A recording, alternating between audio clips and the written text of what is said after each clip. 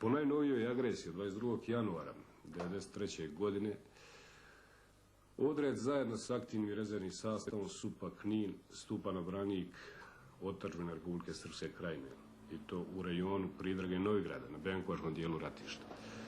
Ovom prilikom zaustavlja se ustaška agresija i kreće se u kontranapad. Oslobađa se selo Pridraga i dolazi se na prilaz Novigrad. Od neprijateljske tehnike zarobljavaju se 2 tenka T-55A, 1 ULT, 2 vozila, 8 minobacača. U ovim borbama naši gubici su 5 mrtvih, 29 ranjenih.